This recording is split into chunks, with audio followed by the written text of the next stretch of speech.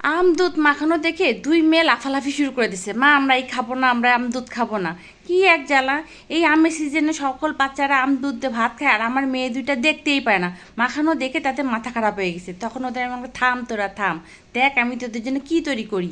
তখন দেখেন আমি এখানে হাফ কাপ ভাত নিয়েছি, আর 1 কাপ দুধ দিয়েছি, দিয়ে এখানে আমি 2টা আম নিয়েছি। 2টা আম খুব ভালোভাবে চটকায় নিব, চটকায় ভাতের সাথে খুব ভালোভাবে মিক্সড করে নেব। মিক্স করার পর এটা আমি কী তৈরি করতেছি, আমার মেয়েরা দুই মেয়ে খুব উৎসাহ করে দেখতেছে, মা আম দুধ দিয়ে ভাত দিচ্ছে না, কি তৈরি করবে। তাদের উৎসাহ শেষ নেই, তারা দুই বোন একসাথে দাঁড়ায় রয়েছে আমি কি তৈরি করি। এটাকে আমি খুব ভালো করে মাখাই নিব। মাখানো হয়ে গেলে এর মধ্যে এক এক করে আমি দেখেন গুঁড়া দুধ দিয়ে দিব 2 টেবিল চামচ। যত আপনার গুঁড়া দুধ দিবেন তত কিন্তু জিনিসটা আরও খেতে মজা হবে। আর এখানে কিন্তু আমি লিকুইড দুধ দিয়েছি প্রায় আধা কেজির মতো। আর এখানে কর্নফ্লাওয়ার দিয়েছি আমি 4 চা চামচ। এখানে আপনাদের কম বেশি লাগতে পারে, একটু বুঝে শুনে দিতে হবে। আর চিনিটা কিন্তু খুব বেশি পরিমাণে দিতে হবে, যত চিনি বেশি দিবেন তত কিন্তু এটা খেতে মজা হবে। এই সমস্ত উপকরণ দিয়ে আমি এখন খুব ভালোভাবে মিক্স করে নিব।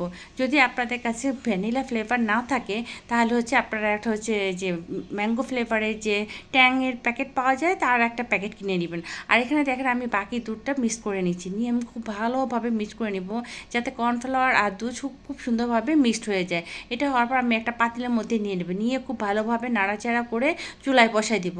চুলা বসায় দিয়ে যতক্ষণ পর্যন্ত এটা ঘন না হবে ততক্ষণ পর্যন্ত এটাকে আমি চুলা অনবরত নাড়তে থাকবো, নাহলে কী হবে তলে লেগে যাবে। এই জন্য সামনে তাড়ায় থেকে অনবরত নাড়িয়ে যেতে হবে। আর আমি ম্যাঙ্গো ফ্লেভারটা দিতে বলছি এই কারণে, ম্যাঙ্গো আপনি যতই হচ্ছে যাই তৈরি করেন না করেন, ম্যাঙ্গো একটা ফ্লেভার দিলে এটা ঘ্রাণটা খুব সুন্দর আসে। এটা দেখুন এটা আমি ঠান্ডা করতে দেবো, ঠান্ডা হয়ে গেলে যখন এরকম ঘন ঘন হয়ে আসবে তখন এটাকে আমি ব্লান্ডার করবো। আপনার হ্যান্ড উইচ দিয়েও করতে পারেন, কিন্তু আমি এটা হচ্ছে ব্লেন্ডারে খুব ভালো করে একটা পেস্ট তৈরি করে নিতে হবে। কোনো লাম্পস থাকা যাবে না, কিন্তু খুব সুন্দর হইতে হবে, একদম মিহি হইতে হবে। এই তো দেখেন কত সুন্দর করে মিহি হয়েছে আর কত সুন্দর একটা কালার চলে আসছে। এখন এটা আমি একটা জারের মধ্যে নিব, জারের মধ্যে নিয়ে এইটা আমি এখন কি তৈরি করব দেখেন আপনারা। এই যে দেখুন এখন আমি একটা আইসক্রিম বক্স নিলাম। এই আইসক্রিম বক্স সবার ফ্রিজের সাথে কিন্তু থাকে। নিয়ে আমি এই প্রত্যেকটা শেয়ার মধ্যে আমি এটা ভরে দিব, এমনভাবে ভরে দিব যাতে খুব সুন্দরভাবে সেট হয়ে যায়। এখন যাদের ফয়েল পেপার, আমার কিন্তু ঘরে ফয়েল পেপার নাই, ফয়েল পেপার নাই তো কী আছে, আমি একটা পলিথিনের উপর 4 ভাঁজ করে উপরে দিয়ে এই যে আইসক্রিমের কাঠি ঢুকাই দিব, খুব সুন্দরভাবে কিন্তু এটা সেট হয়ে যাবে। এইটা কিন্তু অনেকক্ষণ ফ্রিজে রাখতে হবে, 7 থেকে 8 ঘন্টার মতো। আর বাকিটুকু আমি যে দেখেন একটা বক্সের মধ্যে নিয়ে নিচ্ছি। মেয়েদের তো তর সহ্য হচ্ছে না, এতক্ষণ তো তারা বুঝে নেয় আমি কী তৈরি করতেছি। যখন দেখছে যে আমি আইসক্রিম তৈরি করতেছি তখন তো তাদের মাথা খারাপ হয়ে গেছে। এখন দেখেন আমি বাকিটা বক্সে নিয়ে এর মধ্যে একটু কাজু বাদাম দিয়ে দিচ্ছি দেখতে একটু সুন্দর হওয়ার জন্য।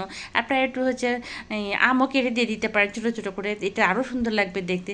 দেখে এটা আমি এখন ফ্রিজে রেখে দেবো অনেকক্ষণ করে। কিন্তু মেয়েদের যন্ত্রণা আমার বের করে ফেলানো লাগছে, কিন্তু এখন ভালো করে জমে নাই। ওদেরকে আমি কোনো রকম একটু একটা দুইজনকে 2টা দিয়ে আবার ফ্রিজে ঢুকাইছি যাতে এটা আরও কিছুক্ষণ জমে। আর এটা দেখেন বক্সেরটা কিন্তু জমে গেছে, খুব সুন্দরভাবে এটা উঠে আসতেছে।